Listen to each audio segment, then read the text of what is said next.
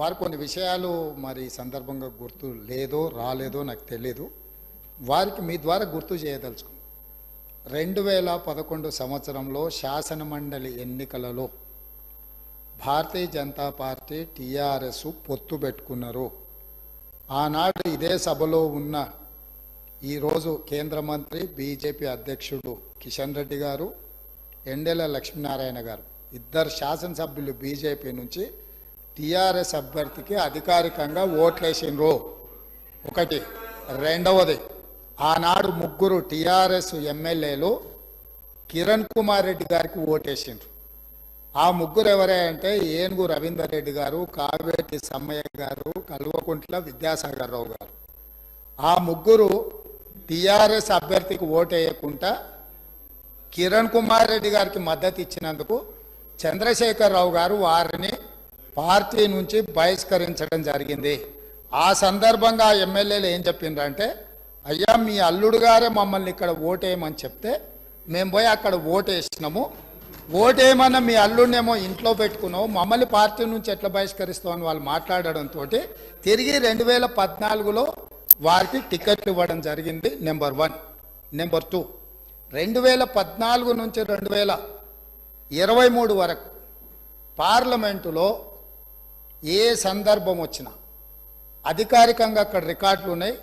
కావాలంటే వారి పెద్దలు పోచారం శ్రీనివాసరెడ్డి గారు, నామ నాగేశ్వరరావు గారికో లేకపోతే కేశవరావు గారికో వారు అడిగితే ఎన్ని బిల్లులు వచ్చినప్పుడు లోక్సభలో కానీ రాజ్యసభలో కానీ వారు ఎవరి పక్షాన నిలబడి ఎవరికి మద్దతు పలికినరో అక్కడ సజీవంగా సాక్ష్యాలు ఉంటాయి.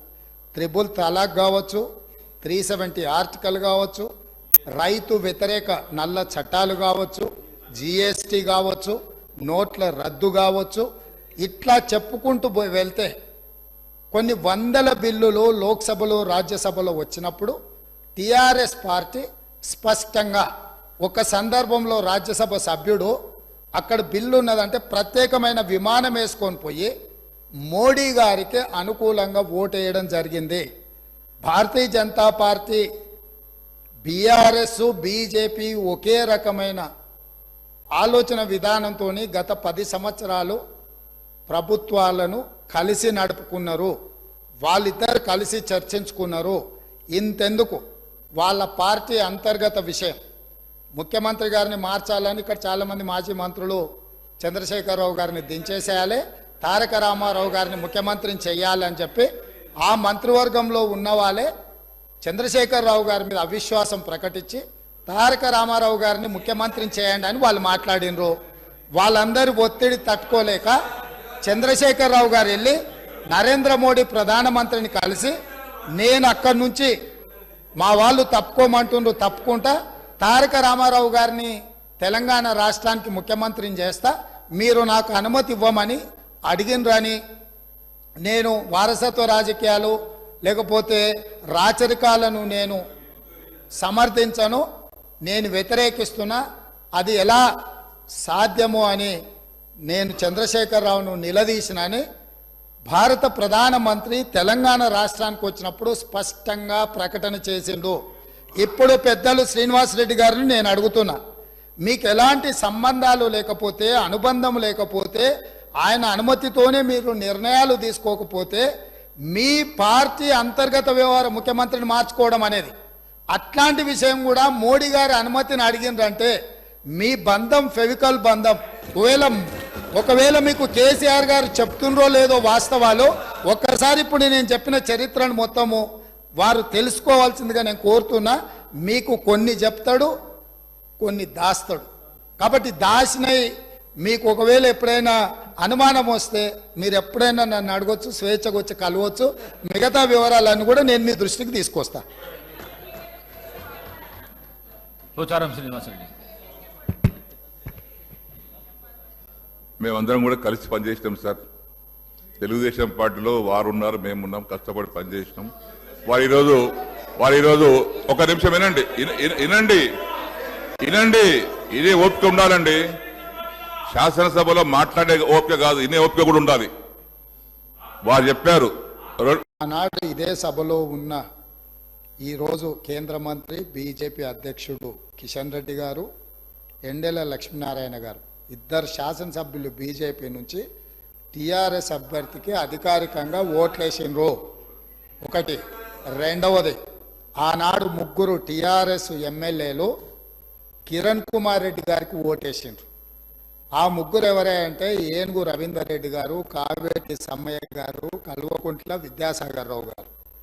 ఆ ముగ్గురు టీఆర్ఎస్ అభ్యర్థికి ఓటేయకుండా కిరణ్ కుమార్ రెడ్డి గారికి మద్దతు ఇచ్చినందుకు చంద్రశేఖరరావు గారు వారిని పార్టీ నుంచి బహిష్కరించడం జరిగింది.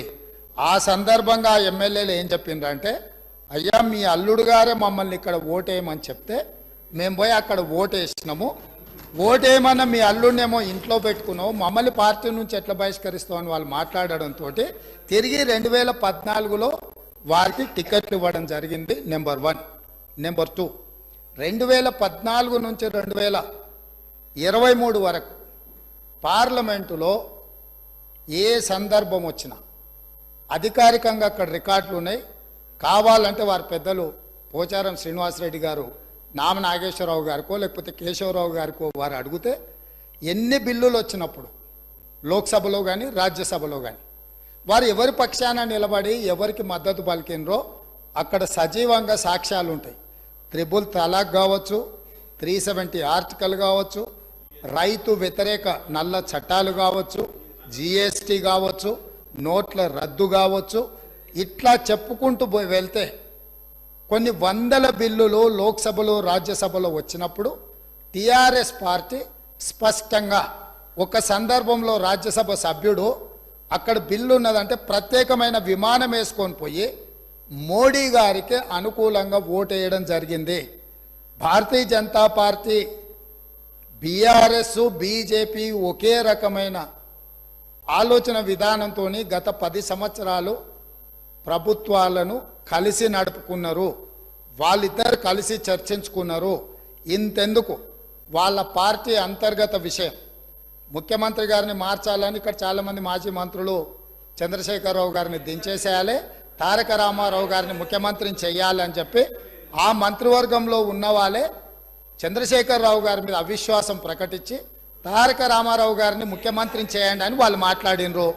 వాళ్ళందరూ ఒత్తిడి తట్టుకోలేక చంద్రశేఖరరావు గారు వెళ్ళి నరేంద్ర మోడీ ప్రధానమంత్రిని కలిసి నేను అక్కడి నుంచి మా వాళ్ళు తప్పుకోమంటుండ్రు, తప్పుకుంటా తారక రామారావు గారిని తెలంగాణ రాష్ట్రానికి ముఖ్యమంత్రిని చేస్తా, మీరు నాకు అనుమతి ఇవ్వమని అడిగినరని, నేను వారసత్వ రాజకీయాలు లేకపోతే రాచరికాలను నేను సమర్థించను, నేను వ్యతిరేకిస్తున్నా, అది ఎలా సాధ్యమో అని నేను చంద్రశేఖరరావును నిలదీసినని భారత ప్రధానమంత్రి తెలంగాణ రాష్ట్రానికి వచ్చినప్పుడు స్పష్టంగా ప్రకటన చేసిండు. ఇప్పుడు పెద్దలు శ్రీనివాసరెడ్డి గారిని నేను అడుగుతున్నా, మీకు ఎలాంటి సంబంధాలు లేకపోతే, అనుబంధం లేకపోతే, ఆయన అనుమతితోనే మీరు నిర్ణయాలు తీసుకోకపోతే మీ పార్టీ అంతర్గత వ్యవహార ముఖ్యమంత్రిని మార్చుకోవడం అనేది, అట్లాంటి విషయం కూడా మోడీ గారి అనుమతిని అడిగిండ్రంటే మీ బంధం ఫెవికల్ బంధం. ఒకవేళ మీకు కేసీఆర్ గారు చెప్తుండ్రో లేదో వాస్తవాలు, ఒక్కసారి ఇప్పుడు నేను చెప్పిన చరిత్రను మొత్తము